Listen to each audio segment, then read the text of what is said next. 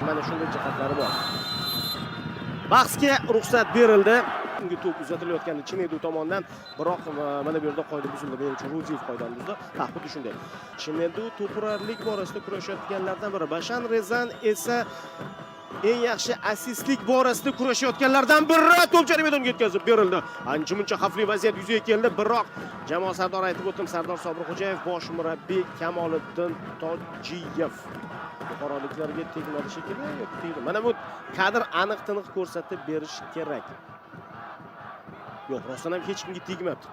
Qo'yim. Faul jamoa sardori. Mana bu zarba. Muxtorov. Rushidbek to'pni qaytardi olisdan. Hozir Hamraliyev zarba beradigandek edi. Mana berilyapti zarba, lekin bu zarba xavfli emas. O'rtadan to'p o'tkazildi. Mazgavoy yuqoridan ichkariga Hamdamov qabul qila olmadi, lekin Dilshod Saidov 17-daqiqa sifatida qayd etiladi bu. Dilshodning zarbasi gol bilan tugagan lahza. 1-0. Paxtakor hisobni ochishga muvaffaq bo'lmoqda. Buxoroga qarshi bahsda xavfli vaziyatlar yuzaga keltirishayotganda, lekin Paxtakorning birinchi chinagan xavfli vaziyati gol olib keldi. Mazgavoy va Mladovich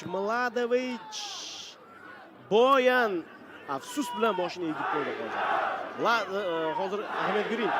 Akmal Mazgavoy trivelani amalga oshirgan ekan, Doston Hamdamov tomonga.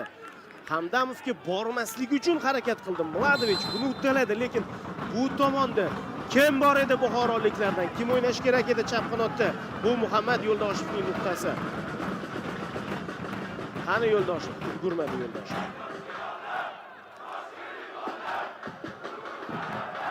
Brunol maydon egalari oldinga chiqib olishdi. Muxtorov qaltis to'p uzatishi. Oxir-oqibat Paxtakor to'pni olib qo'ygandek edi, yo'q. Sonov qanot bo'sh. Bu yerga to'p uzatildi. Yuqoridan uzatilayotgan to'p. Bosh bilan zarba Rodich. Ha, qadrli do'stlar, Rodich ham afsuslanyapti. Darhol bizga Xamikov ko'rsatilmoqda. U ham vaziyatni afsus bilan, mutlaq ofsayd yo'q. Gol urish kerak bo'lgan lahza edi Rodich. Qanaqa qulay vaziyat edi. O'ziga kelib oldi, o'tkazib yuborilgan goldan keyin Buxoro haq hisobni tenglashtira olmadi, lekin mana boyaga gol o'tkazib yuborgandan keyin aftershok orqada qoldi. Ikkinchi qavatda xavfli futbolchi Saidov. Dilshod to'pni yuqoridan uzatyapti. Darvozabon to'pni qo'ldan chiqarib yubordi. Stefan Chinedu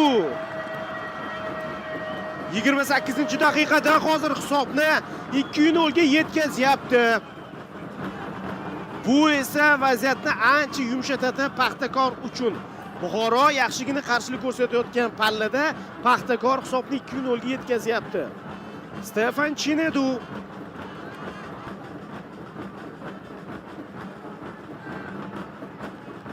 bilasizmi, qiziq holatda Paxtakorda yaqqol ustunlik bor deb ayta olmayman. O'tkazib yuborilgan ikkita golda qaysidir ma'noda buxoroliklar o'zlariga o'zlari olib kelishdi mana shu gollarni. Birinchidan to'p yuqoridan Saidov tomonidan uzatilayotganda himoyachi balki faollik ko'rsatib qaytarish kerak edi.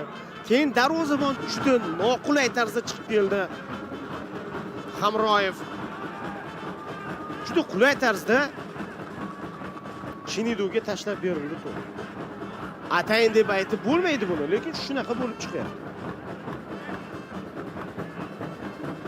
O'ta qulay bo'ldi Chinedu uchun.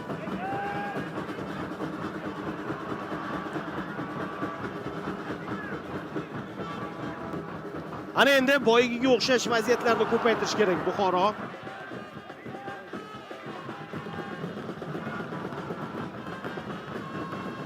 Mezbonlarning navbatdagi hujumi. Yuqoridan uzatilayotgan to'p, imkoniyat. Wow! Qanaqa vaziyat edi Mazgavoyda. Mana bu. Hamdamovning to'p uzatishi. Avvaliga oldinga chiqyapti-da, qarang, Hamroyev chiqdi oldinga. Qarasaki to'p o'tib ketadi. Tezda joyiga qaytdi. Qaytgani o'z foydasiga ishladi.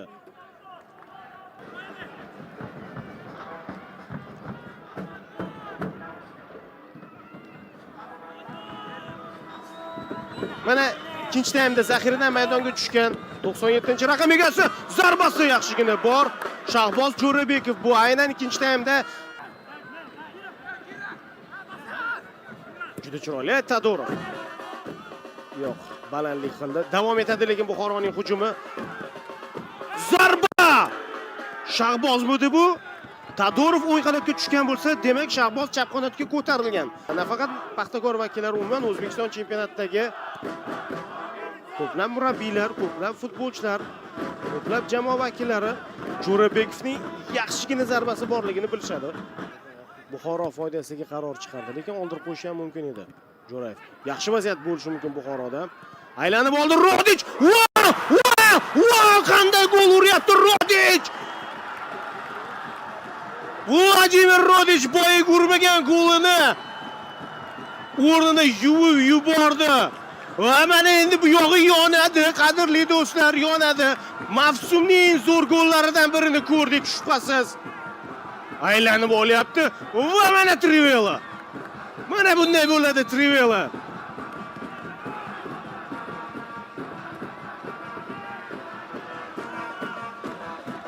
Kirill Tadorov. Ha, bu yerda qadrli do'stlar, Paxtakor vakillari bo'sh qoldirishdi. Birinchidan Tadorovni Sherzod Nasrullayev kechikdi uning oldiga qarshi chiqishga. Bamayli xotir to'pni Tadorov Rodichga tashlab beryapti va Rodich ham bemalol oqlanmaydi hozirgi lahzalarda. Buxoroda hisob qisqardimi? Hech bo'lmasa 1 ochkoga ilinj bor bo'lyapti. Bu yerda foul ishlab oldi Hojimadi Erkinov.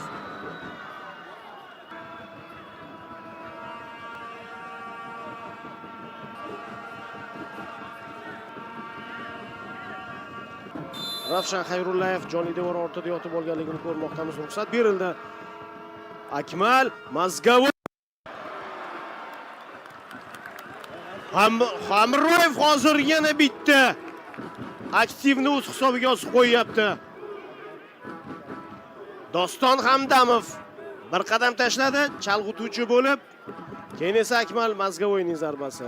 Rasman bir qarashda ayni darvozabon turgan joyga yo'naltirilgandagi darvoza ortidan namoyish etilgan kadrda, lekin murakkabligi bor. To'p shunaqa aylantirilib, bevosita darvozaga kelayotgani sho'ng'iyapti. Ajoyib, ajoyib. O'ng tomon bo'shroq. Bu yerga to'p yetkazildi. Rodich, Volodya ichkariga kirib boryapti. Vladimir pas. Vaqtida kerakli nuqtani yopa olyapti Zayd Tahsin. Ketdi. To'p yuqoridan jarima maydoni ichiga uzatilmoqda.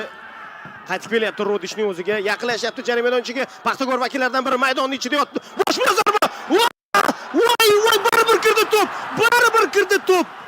Lekin hakam inobatga oladimi? Inobatga olyapti. Inobatga olyapti. 2-2. Lekin menimcha hozir diqqat bilan vardagilar ishga tushdi. Xo'sh, to'p uzatildi. Kacharava bilan shunchaki to'qnashib ketdi shekilli Bo'riyev. Bosh bilan zarba, quvvatib qaytaribdi. Ikkinchisini ham qaytaribdi. Yana nima qilib bersin Sanjar? Rodichning to'p uzatishi, bosh bilan zarba Esonovniki, ikkinchisi oyoqda zarba Esonovniki. Gol kimniki? Kacharavaniki?mi? Yoki Muhammad Qodir Hamraliyevning avtogolimi bu? Mana shu yerda nima bo'ldi? Bo'riyevning holatida nima bo'ldi? Shu muhim narsa hozir. Mana shu muhim narsa. Gol inobatga olinmadi, shu hal qiladigan nuqta. Yo'q, bu nuqtada endi Bo'riyev yotibdi. Xo'sh, qaytardi. Keyingisi qaytardi. Avtogol ekan bu. Quvvatovdan avtogol ekan. Mana shu nuqtada. Talash, tortish, kurash. Bo'riyev yo'q, narigi tomonga ketdi-da. Bu muhim emas, narigi tomonda Bo'riyev. Qidirilyapti. Qidiruvga berdik.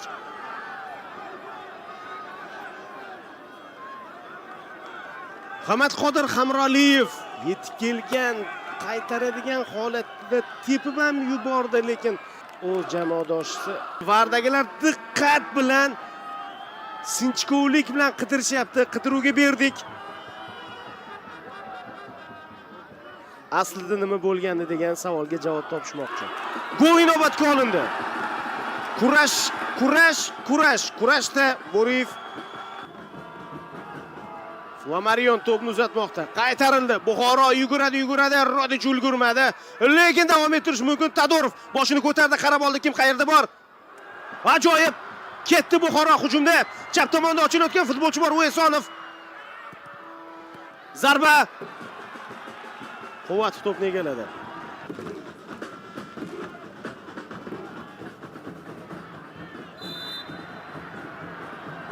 Ayman Husaynning ustiga minib olay dedi hozir Mladovich. Agar shu vaziyatni hozir golga aylantira olsa, Paxtakor. Mladovich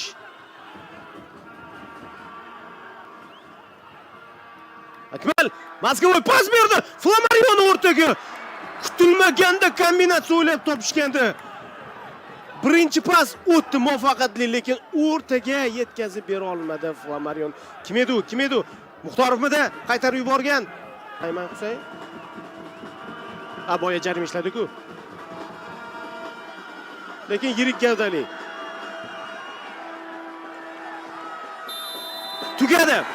Tugadi. Paxtakor ketma-ket ikkinchi turda ochko yo'qotyapti. Ishonch bilan hisobda oldinda borayotgandi. Ishonch bilan o'yinni nazorat qilib turgandi Paxtakor, lekin 3 ochkoni qo'ldan chiqarib yubordi. Turning markaziy o'yini markaziy maqomini oqlab berdi.